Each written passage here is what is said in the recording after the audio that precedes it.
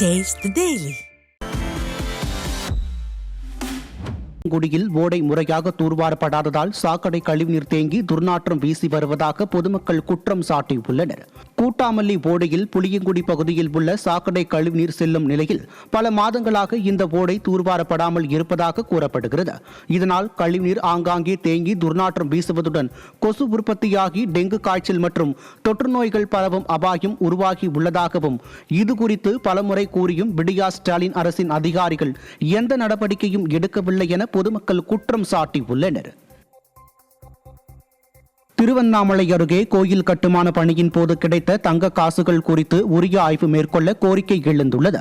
ஜவ்வாதுமலை கோவிலூரில் 3ஆம் ராஜராஜ சோழன் ஆட்சியில் கட்டப்பட்ட திருமூலநாதர் சிவன் கோயிலை புதுப்பிக்கும் பணி தற்பொழுது நடைபெறும் நிலையில் கோயில் கருவறையில் கட்டுமானத்திற்காக தோண்டப்பட்ட பள்ளத்தில் 100க்கும் மேற்பட்ட தங்க காசுகள் கண்டெடுக்கப்பட்டது. இதையடுத்து கோயிலில் கிடைத்த தங்க காசுகளை மதிப்பிடவும் அவற்றின் பழமை குறித்து உரிய ஆய்வு மேற்கொண்டு அதனை வெளியிடவும் விடிய அரசுக்கு மக்கள் வலியுறுத்தி உள்ளனர். சிங்கப்பூரில் 1 லட்சம் ரூபாய் ஊதியத்தில் வேலை வாங்கி தருவதாக கூறி ஏமாற்றியவருக்கு டிஐஜி வருண்குமார் ஆதரவாக இருப்பதாக ஆட்சியரிடம் புகார் மனு அளிக்கப்பட்டுள்ளது. காரைக்காலைச் சேர்ந்த விமல் என்பவர் புதுக்கோட்டை மாவட்டம் மணல்மேல்குடியில் தனியார் டிராவல்ஸ் நிறுவனம் நடத்தி வந்த முகமது அலி என்பவரிடம் வெளிநாடு செல்ல அணுகியுள்ளார். விமலிடம் 5,80,000 பணம் பெற்றுக்கொண்டு முகமது அலி சிங்கப்பூர் அனுப்பியுள்ளார். மாதம் 1 லட்சம் ரூபாய் ஊதியம் என கூறிய நிலையில் விமலுக்கு கூலி வேலை வழங்கப்பட்டுள்ளது. இது தொடர்பாக காவல்துறையில் புகார் அளித்ததற்கு முகமது அலிக்கு ஆதரவாக டிஐஜி வருண்குமார் இருப்பதாக கூறி விமலின் குடும்பத்தினர் காரைக்கால் ஆட்சியிடம் புகார் அளித்துள்ளனர். முறைகேடான விஷயங்களிலே டிஐஜி வருண்குமார் ஈடுபடுகிறார் என்கிற ஒரு செய்தியை ஐஜி அவர்களிடத்தில் சொல்வதற்காக நாங்கள் திருச்சியில் இருக்கக்கூடிய ஐஜி அலுவலகத்துக்கு செல்லுகின்ற போது ஐஜி அவர்கள் மீட்டிங்கில் இருக்கிறாருன்னு சொல்றாங்க. உடனடியாக எங்களுக்கு டிஐஜி அலுவலகத்திலிருந்து ஒரு போன் வருது, ஐயா உங்களை உடனே கூப்பிடுறாங்க அப்படிங்கிற ஒரு செய்தியை சொல்றாங்க. நாங்கள் திரும்பி ஐஜி அலுவலகத்திலிருந்து டிஐஜி அலுவலகத்துக்கு செல்றோம்.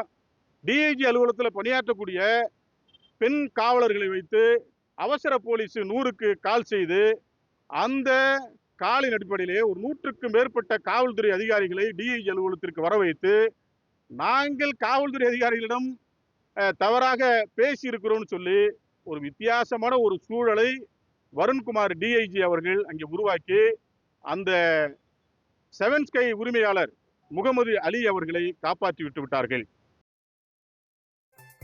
மயிலாடுதுறை மாவட்டம் தரங்கம்பாடி அருகே திருமைஞானத்தில் உள்ள பிரம்மபுரீஸ்வரர் கோவிலில் அன்னாபிஷேக நிகழ்ச்சி நடைபெற்றது. ஐப்பசி மாத பௌர்ணமியையொட்டி நடைபெற்ற இந்த நிகழ்ச்சியில் பிரம்மபுரீஸ்வரருக்கு சிறப்பு அலங்காரங்கள் செய்யப்பட்டு சிறப்பு அபிஷேகம் நடத்தப்பட்டது. இதனைத் தொடர்ந்து திரளான பக்தர்கள் சுவாமி தரிசனம் செய்தனர். மயிலாடுதுறை மாவட்டம் சீர்காழியில் பொறை வாய்க்காலில் சுத்திகரிக்கப்பட்ட கழிவுநீர் வெளியேற்றும் திட்டத்திற்கு விவசாயிகள் கடும் எதிர்ப்பு தெரிவித்தனர்.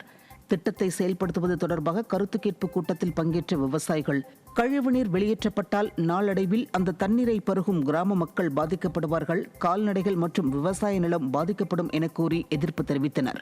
மீறி திட்டத்தை செயல்படுத்தினால் தொடர் போராட்டம் நடத்தப்படும் என்றும் அவர்கள் எச்சரித்தனர். விடியா ஸ்டாலின் அரசு விவசாயிகளின் விரோத அரசாக செயல்படுவதாக அவர்கள் குற்றம் சாட்டினர். ஐப்பசி மாத பௌர்ணமியையொட்டி பிரசித்தி பெற்ற காஞ்சிபுரம் காமாட்சி அம்மன் கோவிலில் தங்கத்தேர் உற்சவம் வெகு விமரிசையாக நடைபெற்றது.